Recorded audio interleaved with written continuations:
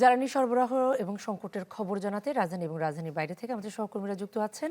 শুরুতে আমরা আমাদের সঙ্গে যুক্ত আছেন রাজধানীর তেজগাঁও এলাকা থেকে সহকর্মী আশরাফুল আলম আকাশ। আকাশ, তেজগাঁও হয়ে আমি অফিসে আসার সময় দেখতে পেলাম যে যে তেলের জন্য দীর্ঘ লাইন, এবং সেই লাইন এমন হয়েছে যে রাস্তায় একটা যানজটের পরিস্থিতিও তৈরি করেছে। এখনকার পরিস্থিতিটা জানতে চাই।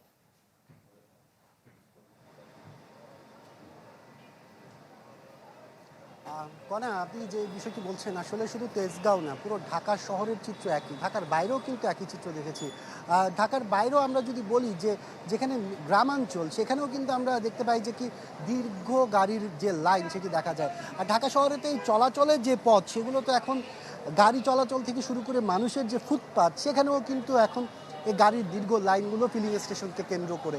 ফিলিং স্টেশনটি খুলেছে দুপুর 12টার দিকে, তখন থেকে এই দীর্ঘ লাইন আমরা দেখতে পাচ্ছি। তবে ফিলিং স্টেশন খোলার আগে মধ্যরাত থেকেও এইখানে কিন্তু গাড়ির যে লাইন, সে লাইনটি কিন্তু শুরু হয়েছিল। কারণ একটি যে আগে এসে আসলে কিছুক্ষণ আগে এসে যদি অপেক্ষা করে, তাহলে হয়তো বা সে তেলটি সবার আগে পাবে। সেই কারণেই কিন্তু এই দীর্ঘ লাইন প্রত্যেকটি ফিলিং স্টেশনে দেখা যাচ্ছে। স্টেশনের কর্মকর্তা কর্মচারী যারা আছেন, তারা বলছেন আসলে যে পরিমাণ তেলের চাহিদা, সেই পরিমাণ আসলে সরবরাহ তারা পাচ্ছে না প্রতিনিয়ত। এই কারণে তাদেরকে মারাত্মক ভোগান্তির মধ্যে পড়তে হচ্ছে। এখন পর্যন্ত আমরা যে ফিলিং স্টেশনটিতে আছি, এইটার লাইনের কথা যদি বলি, মোটরসাইকেলের লাইনটি কিন্তু তেজগাঁও যে ট্রাক স্ট্যান্ড ফেলে কিন্তু তেজগাঁও যে রেল ব্রিজ, সেই রেল ব্রিজের ওইখানে গিয়ে কিন্তু পৌঁছেছে।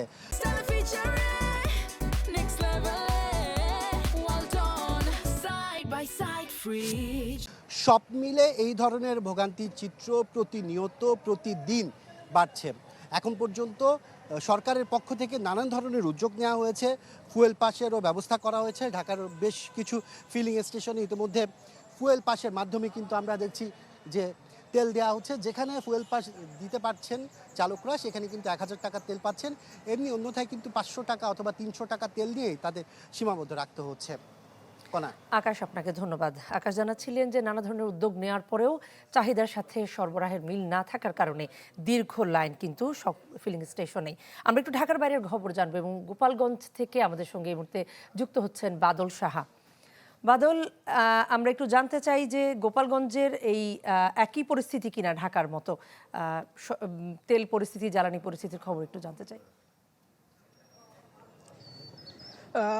কণা, ঢাকার যেমন খবরটি বলছিল যে তেল সংকট রয়েছে, একই চিত্র কিন্তু গোপালগঞ্জে। কারণ গোপালগঞ্জ জেলায় কিন্তু 22টি ফিলিং স্টেশন রয়েছে, এর মধ্যে সদরে রয়েছে 9টি ফিলিং স্টেশন। এর মধ্যে 2-1টি বাদে বাকি ফিলিং স্টেশনগুলো কিন্তু তেলের অভাবে কিন্তু যে পরিষেবা, সেটি কিন্তু বন্ধ রেখেছে। আমি কিন্তু দাঁড়িয়ে আছি গোপালগঞ্জ শহরতলির নেগি ফিলিং স্টেশনে। এই ফিলিং স্টেশনে কিন্তু এখন পর্যন্ত কিন্তু তেল দেওয়া শুরু হয়নি।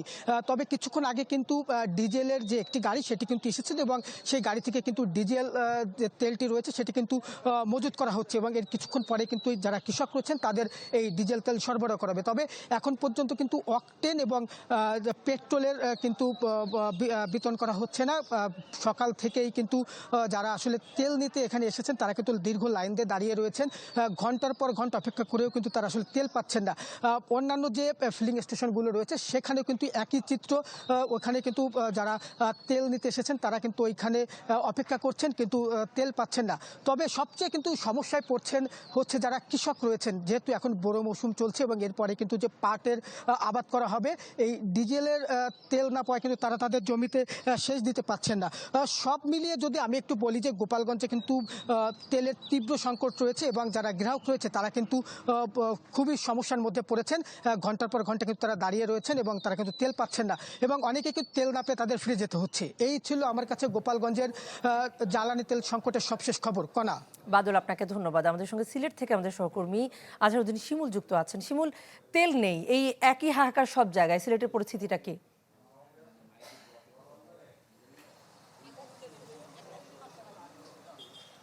নাজিয়া, দেখুন দেশের অন্যান্য অঞ্চলের মতো সিলেটে কিন্তু জ্বালানি তেলের যে সংকটটা রয়েছে, তবে দেশের বিভিন্ন জায়গা বিশেষ করে রাজধানী ঢাকায় আমরা যেভাবে দেখছি যে দীর্ঘ সারি যানবাহনের, সিলেটে কিন্তু এইরকম দীর্ঘ সারি নেই। কারণ হচ্ছে সিলেটে আপনি জানেন যে রাইড শেয়ারিং এর যে প্রবণতা সিলেটে খুব একটা নেই। তবে যারা জ্বালানি সংগ্রহ করতে আসছেন তারা তো জ্বালানি সংকটের কারণে নানা বিড়ম্বনায় পড়ছেন। কারণ আগে যেখানে চাহিদা অনুযায়ী গ্রাহক পর্যায়ে যারা ভোক্তা রয়েছেন তাদেরকে সেই পরিমাণ দিল, এখন কিন্তু আসলে মোটরসাইকেলগুলো 200 টাকার বেশি আসলে জ্বালানি পাচ্ছে না।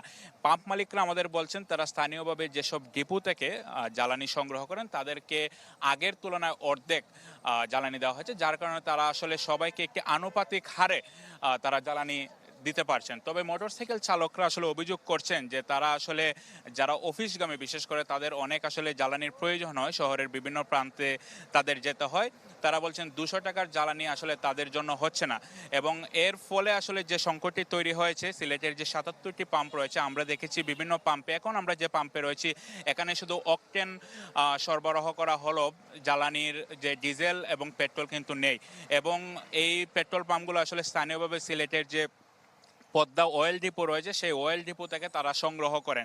এবং অয়েল ডিপোতে আসলে যারা দায়িত্বশীলরা রয়েছেন, বিশেষ করে সিলেটের 3টে অয়েল ডিপো রয়েছে, পদ্মা, মেঘনা, যমুনা, আমরা সেখানকার যারা কর্মকর্তারা রয়েছে তাদের সাথে আলাপ করছি। তারা বলছেন যে তারাও আসলে যতটুকু পরিমাণ পাচ্ছেন ততটুকু আসলে দেওয়ার চেষ্টা করছেন।